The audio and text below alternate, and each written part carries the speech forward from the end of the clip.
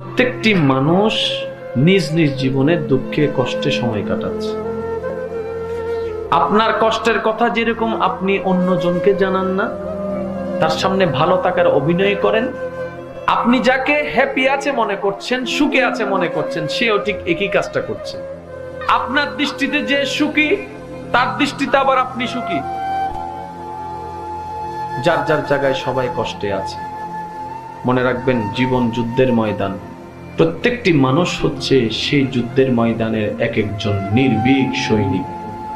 আর সৈনিক কখনো পালায় আসে না, সৈনিক কখনো যুদ্ধের ময়দান থেকে পালায় আসে না। যতক্ষণ প্রাণ থাকবে সে লড়ে যাওয়ার চেষ্টা করেই যাবে। আজকে থেকে 4-5 বছর আগেও আমাদের জীবনে কষ্ট দুঃখ ছিল কি ছিল না? টেনশন ছিল কি ছিল না? একটু ঠান্ডা মাথায় চিন্তা করে বলুন তো, 4-5 বছর আগে ঠিক এই মাসে এই তারিখে আপনার যে কষ্টটা ছিল, যে পরিমাণ, যে টেনশনটা ছিল, যে পরিমাণ, বর্তমানে কি সেটা আছে? বর্তমানে কি সেটা আছে? মনে রাখবেন, পানির স্রোত প্রবাহমান, জীবন প্রবাহমান। কোনো কষ্ট স্থায়ী নয়। সময়কে সময় দিন, সময়ও আপনাকে উত্তম সময় এনে দিবে। বিপদে দুঃখে কষ্টে পেরেশানিতে মন ছোট করা চলবে না।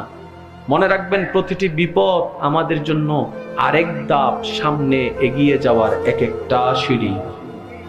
আল্লাহর রহমতের উপর ভরসা করে চলতে থাকুন। মনকে প্রসন্ন রাখুন, মনকে প্রশান্তি রাখুন। বলবেন, আমার আল্লাহ যখন যা করবে দেখা যাবে, সেটাই আমার জন্য ভালো হবে। বান্দা হিসেবে আল্লাহর সন্তুষ্টির উপর নিজেকে সন্তুষ্টি রাখতে পারার নামেই হচ্ছে বান্দার কাজ।